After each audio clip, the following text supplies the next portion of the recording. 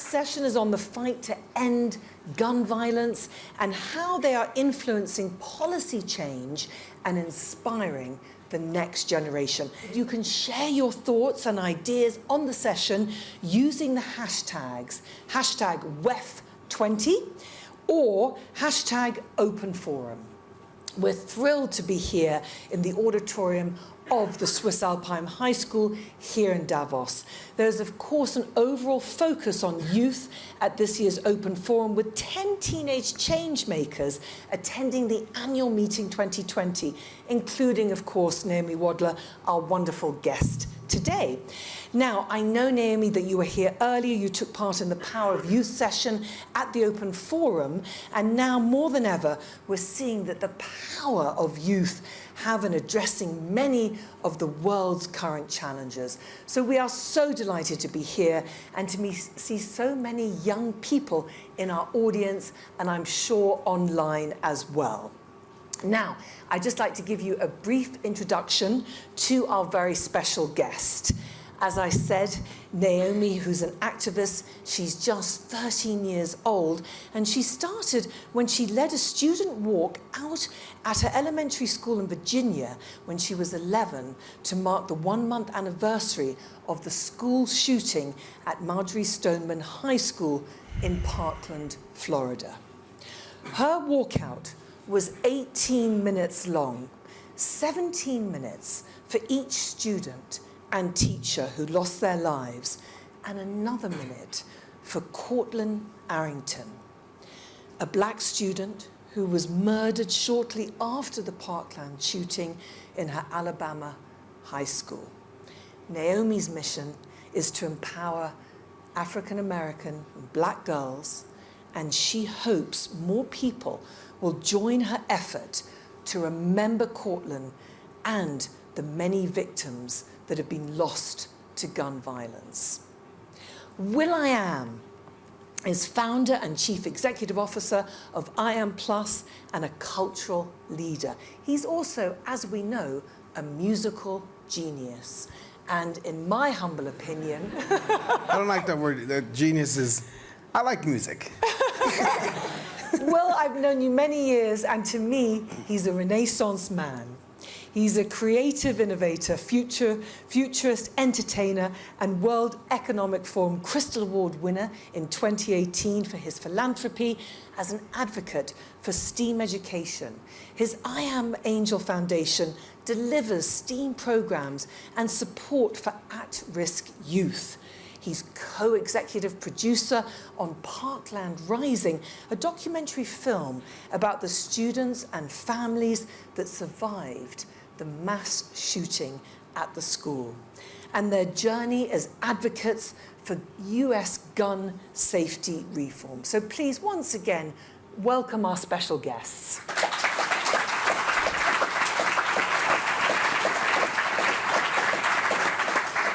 Now, just before we start the discussion, I'd like to give you a context of why we are here this evening, and we would like to show a trailer for the Parkland Rising documentary. As I mentioned, will.i.am is a co-producer of the documentary about the aftermath of the February 14th, 2018 school shooting at the school in Parkland, Florida.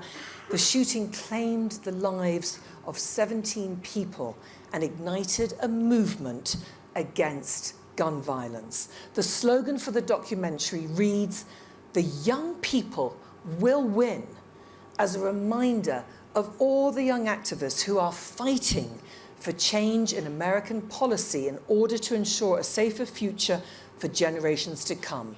So please, let's see the trailer.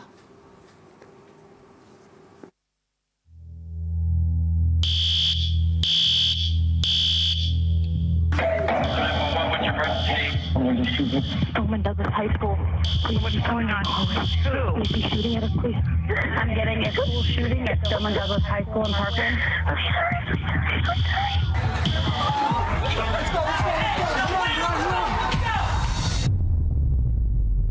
More people died at our school than died at Columbine.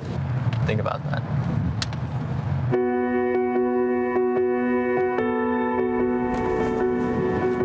We lost my son, Joaquin. one main thing is to keep away from hating anybody. It's very easy to fall into that. God bless America! If we don't take action now, these things are going to continue. We call BS. People tell me things like they want to kill my son. It's really hard to take as a parent because we're targets. I love your group. You look very powerful, all of you together. Here they come. All eyes were on us. People were like, this isn't gonna work, this isn't gonna work. And I was like, oh yeah, it is. We want change! We want change! We want change! We're here to get shit done. If you listen real close, you can hear the people in power shaking. We've lost our friends. What else do we have to lose?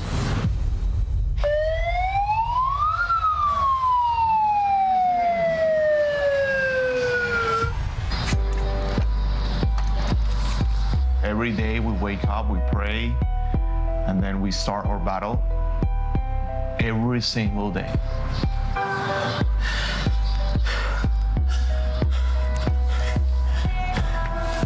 This is the image we weren't able to see that day on graduation. Jesus Christ.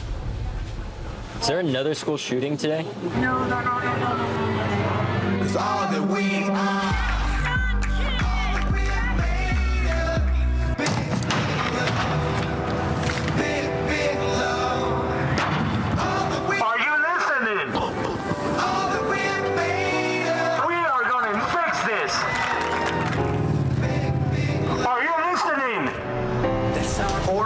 People turn 18 this year. And if every single one of those people votes, we can make real change in this country. This is what democracy looks like. The young people will win.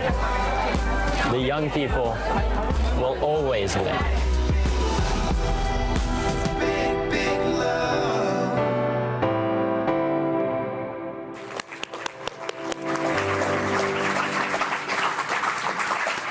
Look, I'm sure all of us have had a very emotional reaction to that trailer. Naomi and Will, I want to know how you feel when you see that.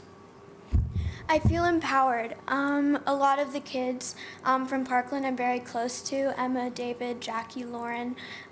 They're some of my best friends, and so it's hard watching them go through all that pain, but I feel very liberated being able to help them and being able to communicate with them and be an ally, because even though I'm not fully able to comprehend what it's like, I think the collaboration of people, even if you don't know what an experience is like, being able to try your best to understand and to support them through their journey. You were only 11 years old, though, Naomi, when it was happening, and you spent time with them, as you said. How did that affect you at such a young age? I was used to it. I mean, living in the U.S., when I remember being in my mom's office, it was Valentine's Day, I was opening up the gifts that I got from my classmates, and I saw it on the TV. And of course, I was horrified, but it's something that had happened so many times before in the country. And so the scary part was that I was numb to it, and it was almost mundane. And I had seen it before. I was 5 years old when the shooting at Sandy Hook took place, and I remember a bunch of parents coming to pick their kids up early.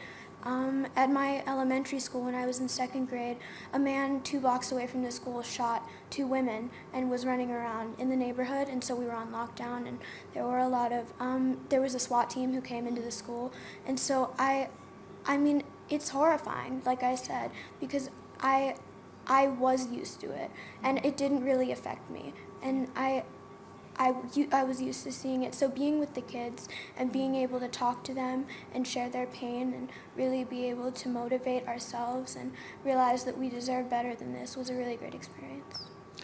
Will, it's interesting how Naomi is saying that she almost became desensitized to this. How important is it for you to produce a film like this?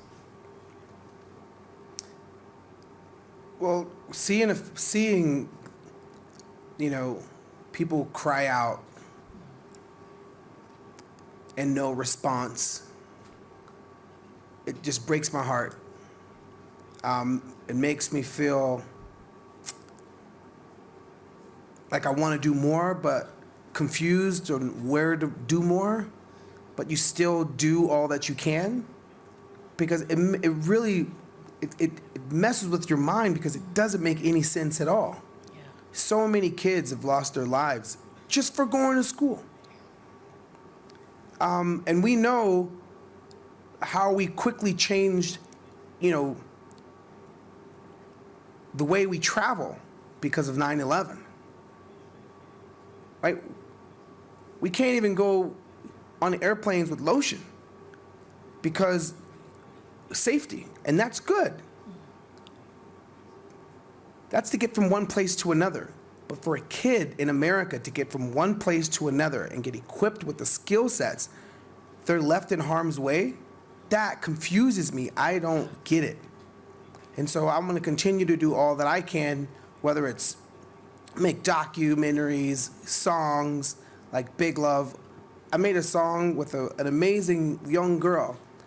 Her name is Baby Kaylee. She was 6 years old at the time, about Sandy Hook. And nothing happened. So it makes me feel like,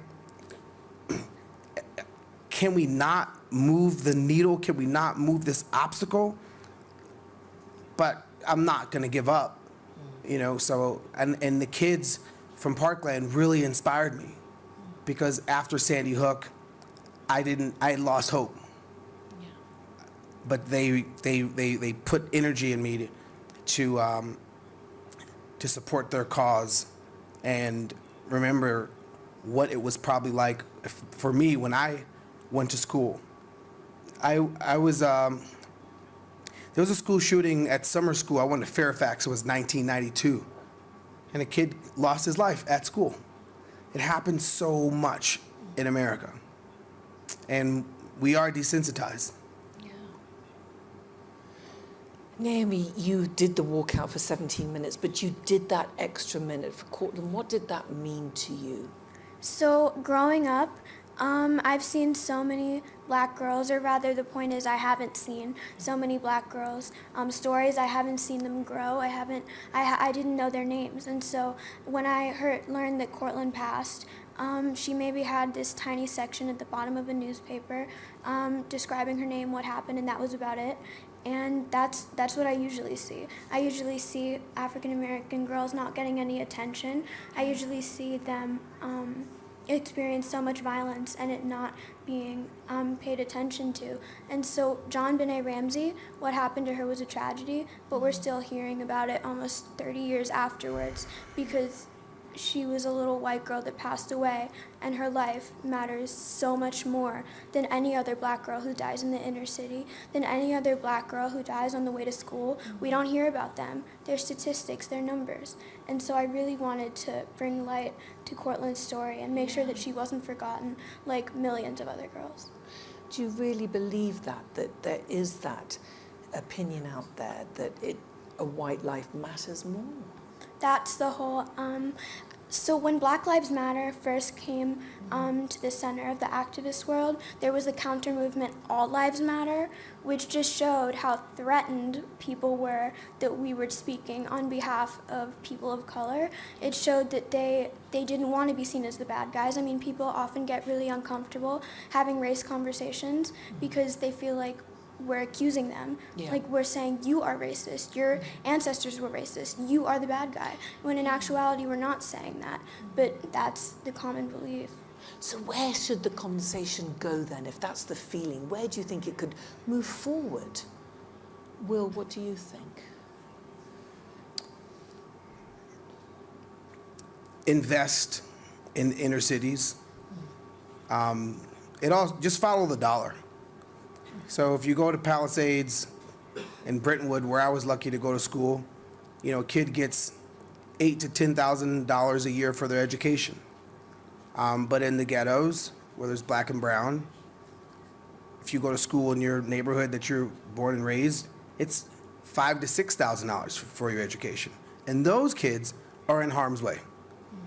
There's more homicides in inner cities if you follow the investment. And those kids that lose their lives you don't really hear anything about. A lot of my friends that I grew up with that were brown and black friends, they lost their lives. They didn't talk about it on the news. So that is true. And those kids that have a $5,000 to $6,000 per year education, they're subject to juvenile hall because they're in harm's way, and only have, you know, a life of crime to make money. And then there's a jail cell that's privatized, waiting for them on the other end too, which is really inhumane.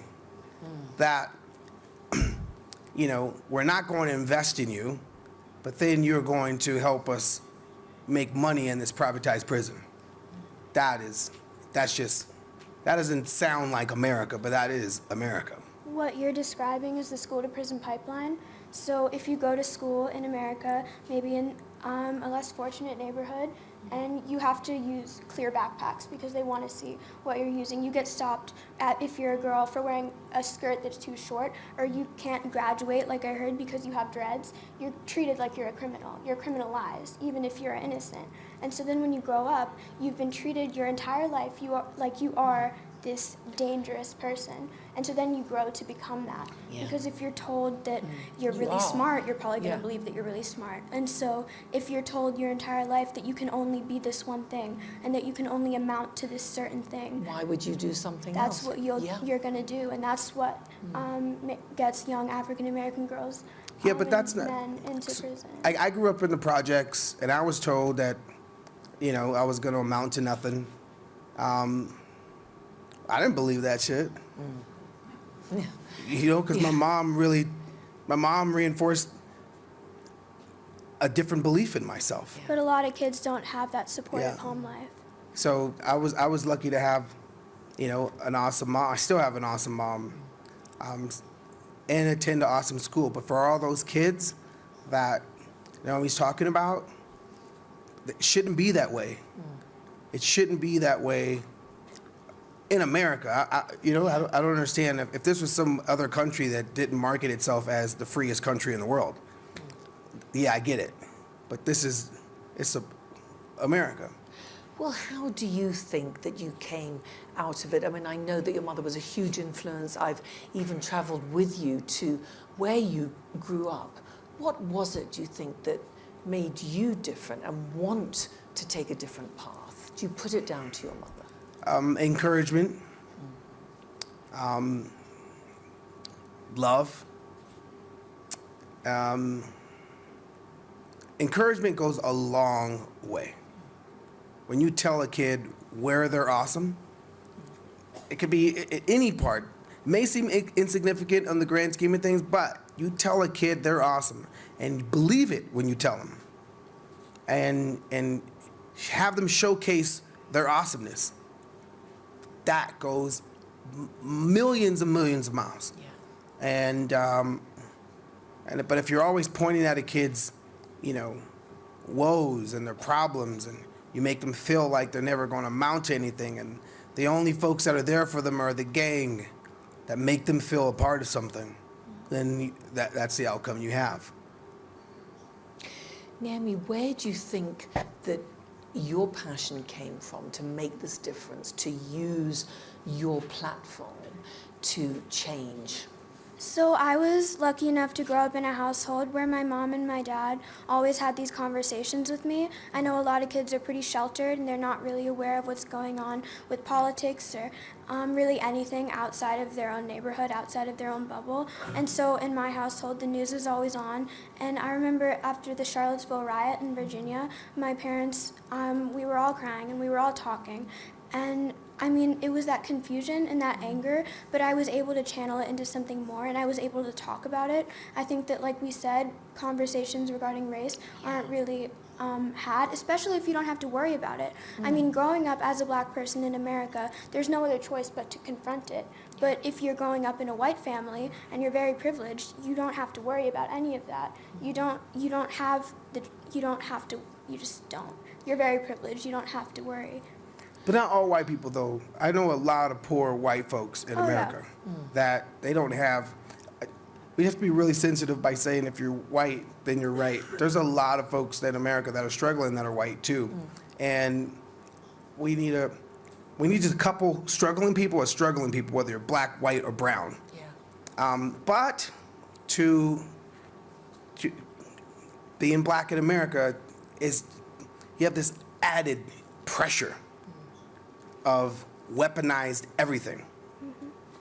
You know, they weaponize everything against us. The police is weaponized against us in our neighborhoods. That's the biggest differentiation between poor blacks and poor whites, is that the police are weaponized against us in our own communities, and the folks that are policing our communities do not come from our communities and understand the conditions of our communities, and our communities are a police state. Exactly. It's like a war zone.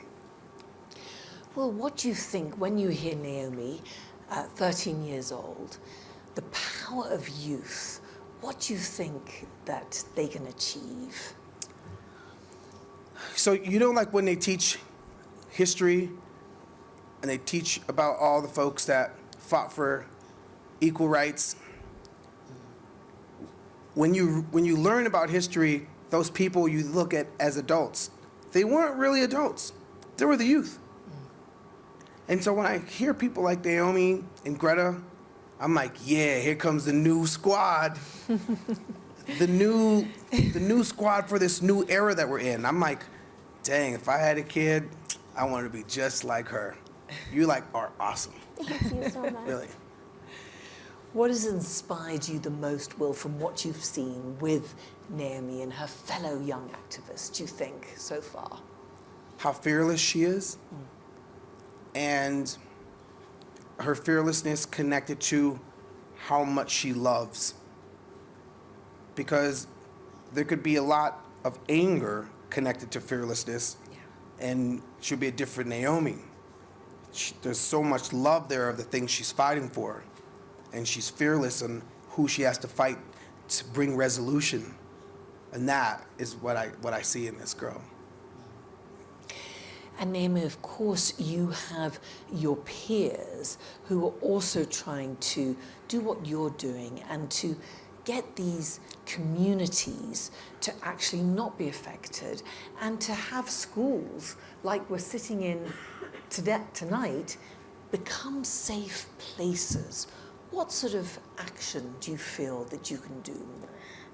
I feel like we can educate our youth a lot better. I think that a lot of what we're learning in school is math equations and the required history and who invented the light bulb, stuff like that. But we're not delving deeper into social justice movements from the past. We learned that Dr. King gave a speech, he had a dream, and then he was shot. We don't really know anything more. We don't talk about him anymore. And after like 2nd, 3rd, 4th grade, we don't talk about him again. And so I think that if we can really immerse ourselves in the world of activism and in different perspectives, diverse perspectives. Because if we grow up and we're only teaching our kids about one thing and a certain kind of person and a certain kind of belief, they're not going to think that there's any other kind of way to live. And so if you only teach a child in school from the time they're in preschool to high school, about the white scientists and about the white politicians, they're going to grow up and they're not going to respect the black or brown politicians because they were only taught this one way. So I think that the education system is pretty flawed, and school is about passing, not learning at this point. So I think we should really immerse ourselves in learning and the education that we can receive instead of just passing the math test. Do you have a role model, Naomi, that you look up to, that you think actually, yes, they are trying to force change? I really admire Jamila Jamil. She is the most amazing woman. I did a digital show with Ellen DeGeneres, and she was one of the people that I interviewed, and she was honestly my favorite.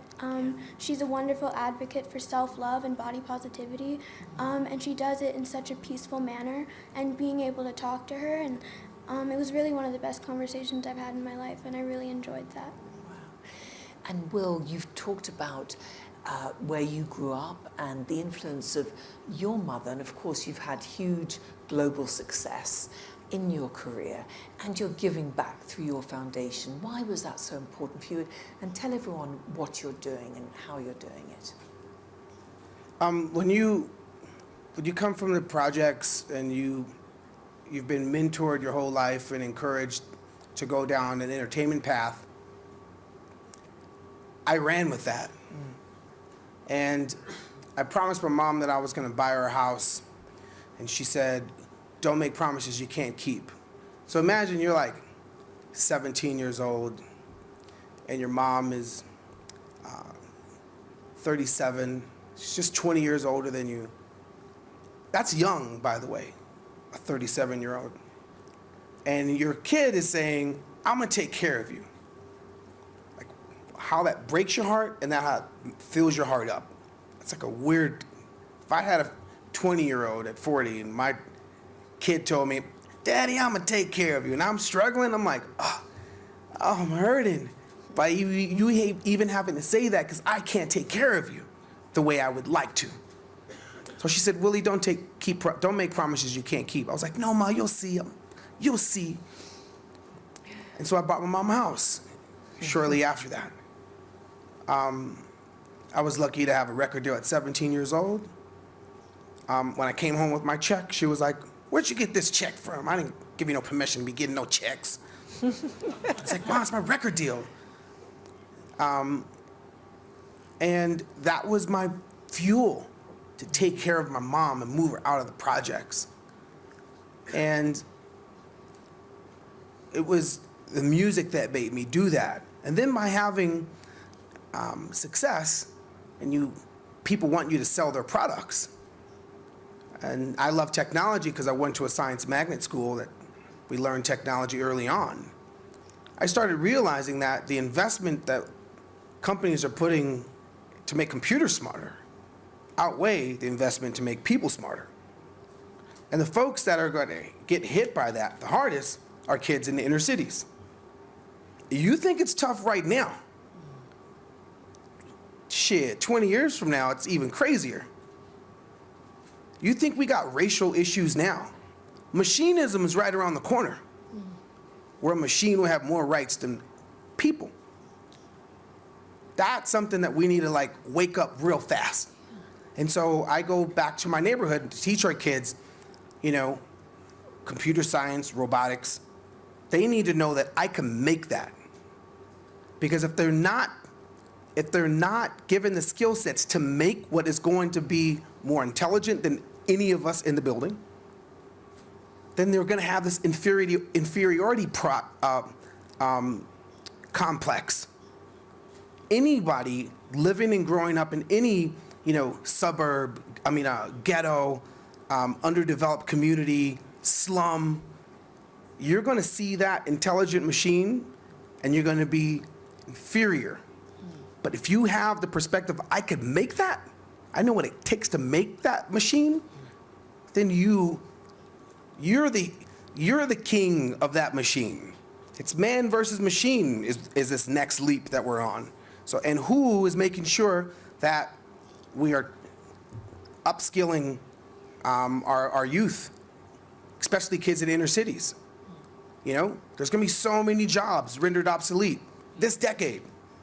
Who's gonna be hurt the most? I bet not the inner city, because they have an opportunity to leapfrog.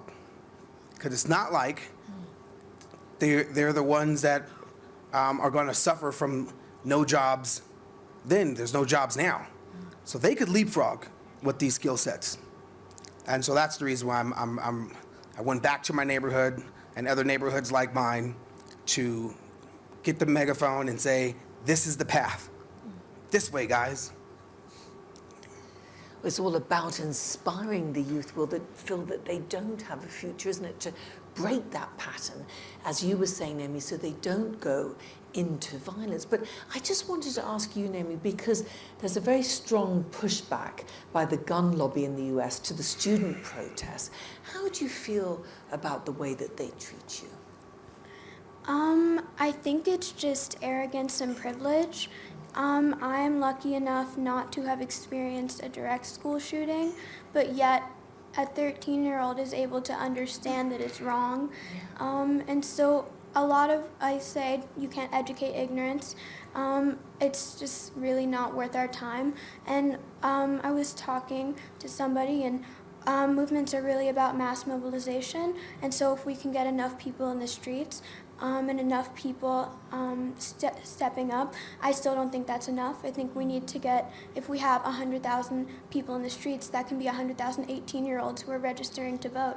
And so we can get those people out of office, and we can elect new people, because it's not like we don't have a say in what's happening. I mean, that's what America is for the most part.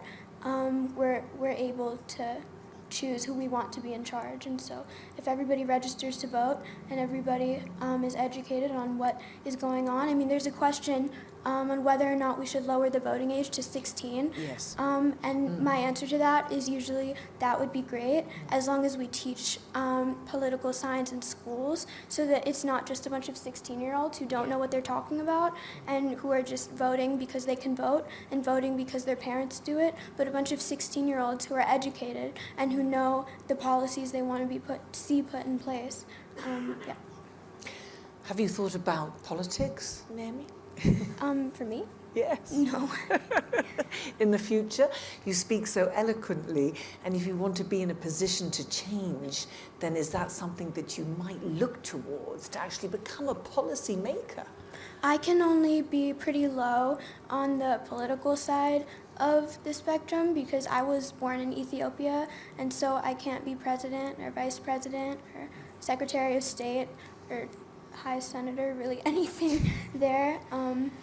So you never know. It could change. it could change, but that was put in place like 200 years ago, Yeah. and people have been trying to get it to change. I know. So Well, like the right to bear arms, and of course this is the balance, and of course that's ingrained in the American culture. Well, people don't want to lose their power. they don't want to lose their power, but it's that balance of power.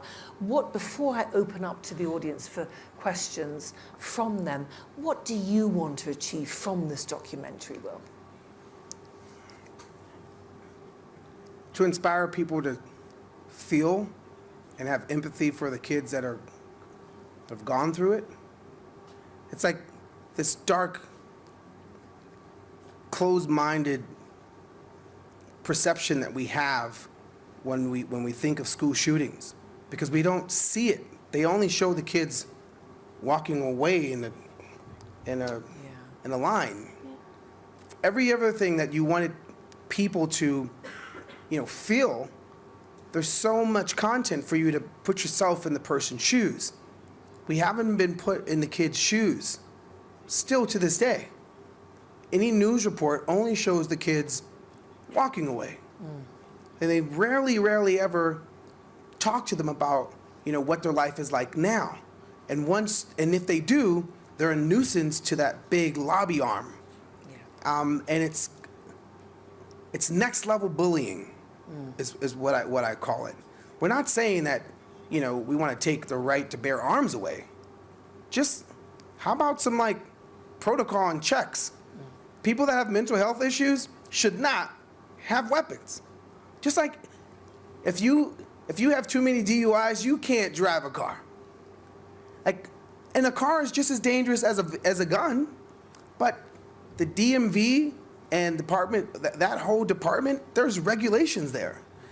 If you want to have your own private airplane, if you have a lot of money, you can't go buy a stealth bomber. You know that. But why is it that I could go out right now and buy military freaking weapons? What the hell am I trying to kill? Right? We're not saying we want to take away your rifle to go out and game. We're saying that AK-47 thing? Come on, guys. You know that ain't right. America? I mean, that sounds like, a country that's developed, a war-torn country. So if we're lucky enough to not have many wars on our soil, why do we have war equipment in people's homes? And still, according to the president, we're the best country in the world. Do you agree with him, Naomi? Does any sane person agree with him on anything? What would you say to him? Because obviously he's here, he addressed the forum yesterday. What would you like to say to him? So I am the youngest delegate at the forum, and I am also the youngest American. And you'd think that maybe people had mentioned Trump wanting to meet with me, because Americans, like, he's here, but no. I know what I would say to him. So his whole campaign slogan from 2015, 2016, Make America Great Again, Yeah. I would like to ask him when America was great. Was it great when we were pushing indigenous people out of their land? Was it great when black people were being raped and slaughtered? Was it great when people had to sit and protest while being beaten just so they could eat lunch at a lunch counter?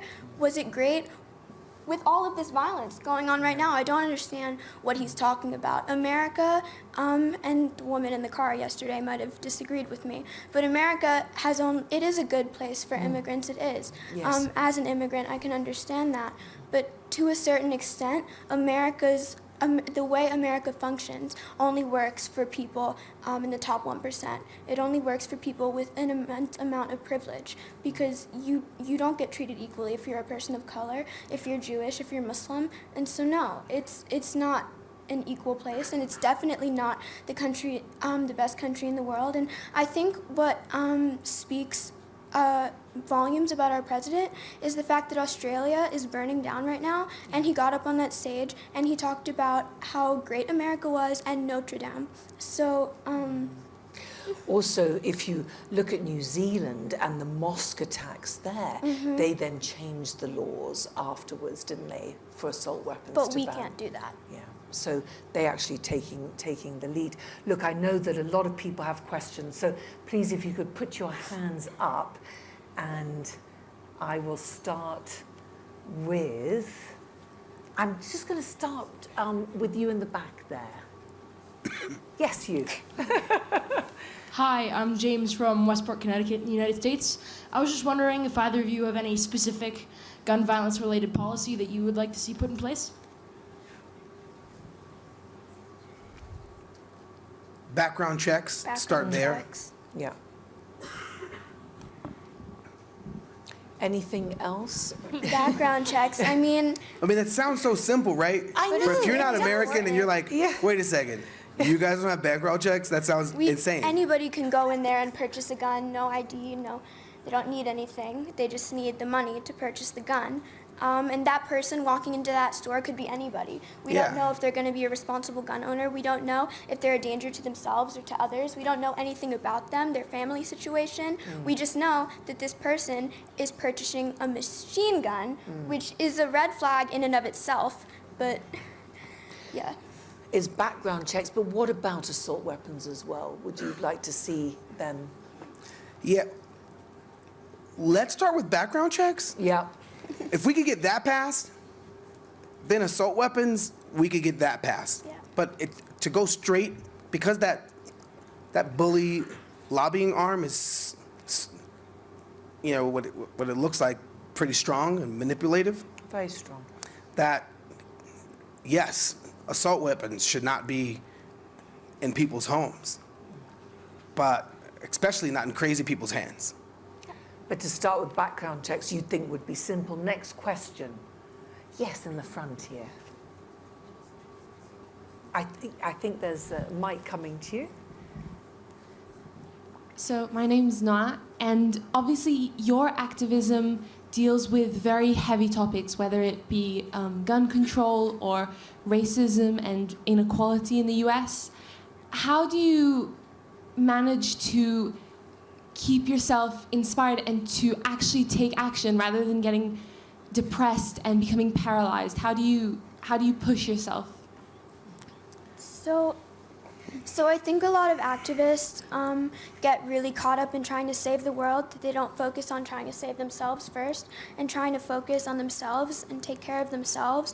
I feel like activists feel like they have this entire weight on their shoulders and they have to carry the weight of the world with them, and it's their responsibility to do this. And I've needed to recognize that I have a lot of anger and I have a lot of pain and sadness, but I need to channel that into something more so that I'm not just sitting around throwing a pity party for myself and the state of the country, but I'm actually doing something about it, which can make anybody feel better in the long run. For me,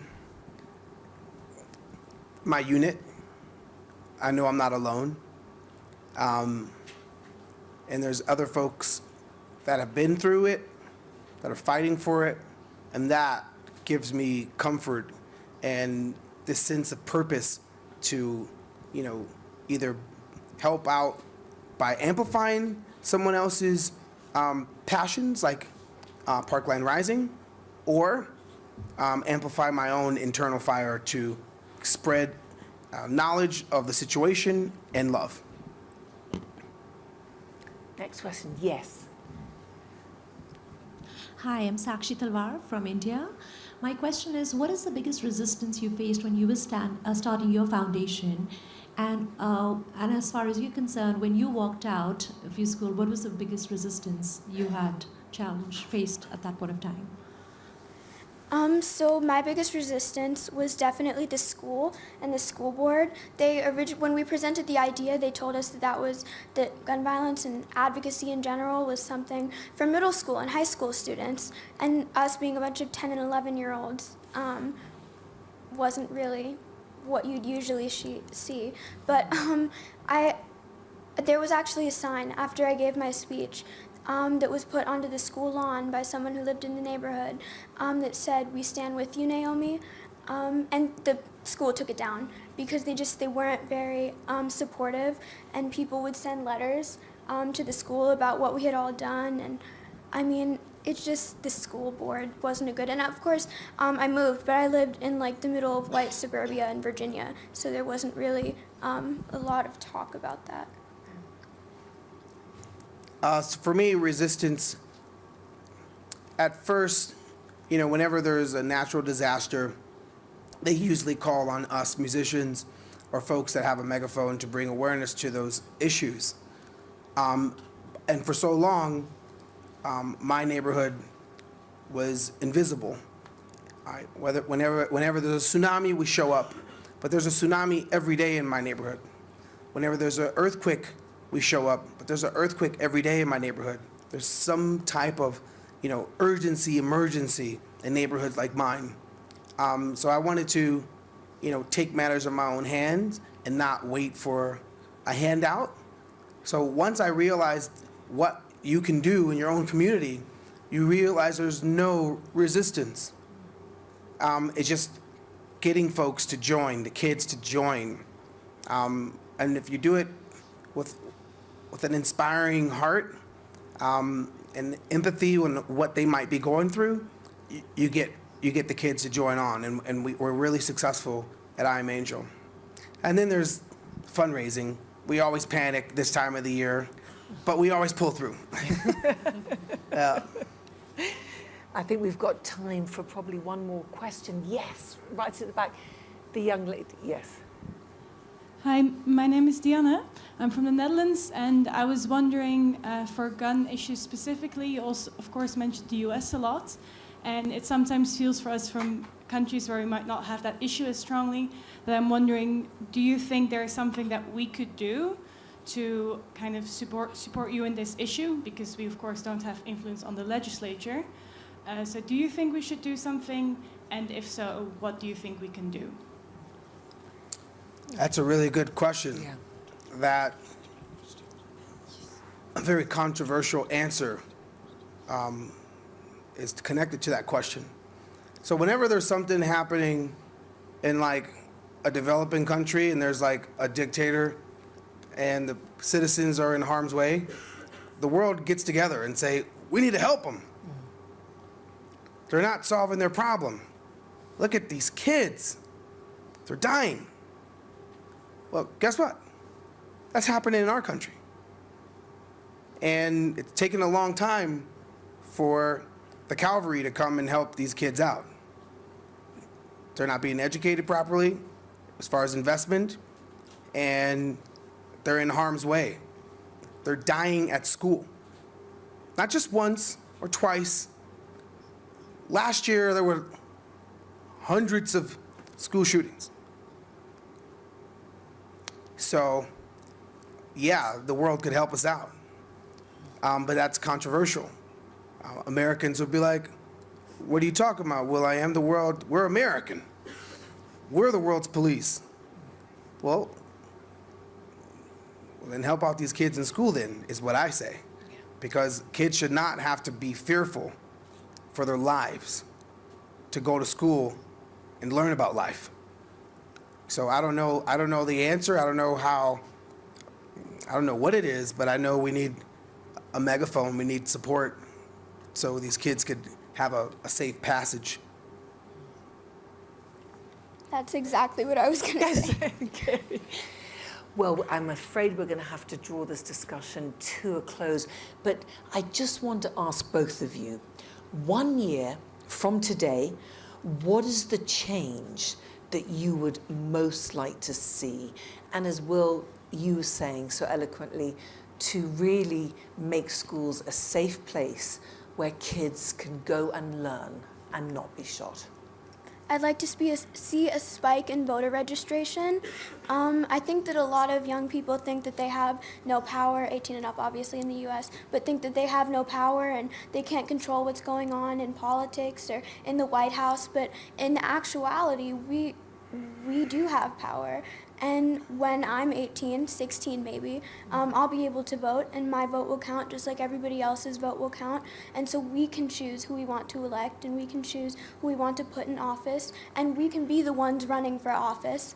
We can be the ones who are in charge, and I just think I want to see more action and less talking, because I think a lot of times at these kind of events, people come and they talk about what they want to see happen and they talk about the issues, but then when they leave, they don't do anything and they go back to their house, to their comfortable lives, and forget all about it, just like what happens with most school shootings. There's 2 or 3 months where everybody's all freaked out and everybody's like sending their thoughts and prayers, Yes. and then maybe like a year later, everybody forgets. And I'm so glad to see that's not happening with Marjorie, Stoneman, Douglas, and so I just like to see more of that.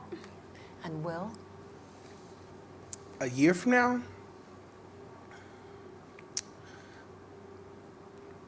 5 years from now, because I don't want to say something a year from now and then nothing happens and I'm pissed and then I like give up because nothing happened in a year, because a year goes by fast, especially when you have pop-up distractions. But 5 years from now, if 5 years from now, no warlike weapons in civilian hands, like AK-47s and machine guns like that. No more school shootings, keeping the kids safe. Background checks, so that wackos don't have, weapons that could massacre everybody in this room. And that's something to accomplish 5 years from now. It'll be 2025. We'll be mid-century. Sorry, we'll be mid-decade. 2025, and this decade's really important because other things will be in culture in 2025, things that we can't even imagine. Think about how you think there's tension now. When autonomous vehicles are all over the road, that means there's not that many Uber drivers and truck drivers. When supermarkets have AI cash registers that you don't need cash registers, so many people are going to lose jobs at sales. POS jobs or in brick and mortar. There's going to be so many jobs that are taken away from us. And because we're not educating folks, there's not going to be, folks that are rapidly creating new jobs. There's going to be so much tension in the States. And we're not talking about those things in the media, about what's coming around the corner. We talk about it here every year at Davos. And we know it's coming. And the things that we're hooping and hollering about are things that we should have solved a long time ago. But that's a dangerous mix. Crazy military weapons in the hands of unchecked citizens that don't have jobs because machines took them away from them. And you didn't prepare them and reskill them. That's scary. So we need to fix fast. And so 5 years, yes. That's planned for 5 years, because a year from now we're going to be in a place where we're going to feel paralyzed because nothing happened. If we put 5 years and we have like, you know, transparency and earmarks on what we've accomplished along the way, because we know these devices are being deployed. That new Tesla truck is awesome. That's the best looking truck I've ever seen in my life. And it's gonna be freaking great. My Tesla drives itself. Can't turn corners yet, but that's what we're testing it for. Yeah. We're out there teaching it. And everybody that has a Tesla is training it right now. And Mercedes electric is coming too. All these electric cars are coming. Autonomous vehicles are coming, and you know what they're gonna do. And you know how pissed off people are gonna be. If coal miners are tripping right now, whoa. So there's a lot of like waking up we need to do in America. And I'm a rapper. And a very good one. I'm just saying, it's like, wow, it's like, damn. But it's cool, I'm more than a rapper. Let's wrap it up. Talking about wrapping it up, Will, ladies and gentlemen, please join me in thanking my incredible guests here this evening, the extraordinary, the inspiring Naomi Wadler, and of course, the wonderful will.i.am. Can I say one more thing to Naomi? Yes, absolutely. Go ahead. I have nieces and nephews, little black nieces, and they're like 11, 12, 13, 14. And hearing you talk, just watching you, how strong you are, how clear you are, I would love my nieces and nephews to like grow up, not even grow up, they're like a year younger than you. But I can't wait to go home and tell them about you, because, you know, you're going to be a special adult. You're going to be one of those people that you look at and be like, I wonder what they were like when they were younger. We're seeing that now. Like Nelson Mandela, I wonder what he was like when he was 14. We never got to see that. We never got to see Martin Luther King when he was 14. We never got to see these leaders. So watching you, I'm like, wow, I'm watching you at this age, and knowing what my imagination and where your heart's leading you and your mind is leading you, what you're gonna be like at my age. You're gonna be awesome. Absolutely. Bravo. Bravo. Thank you so much. Thank you, Naomi. Thank you, Will.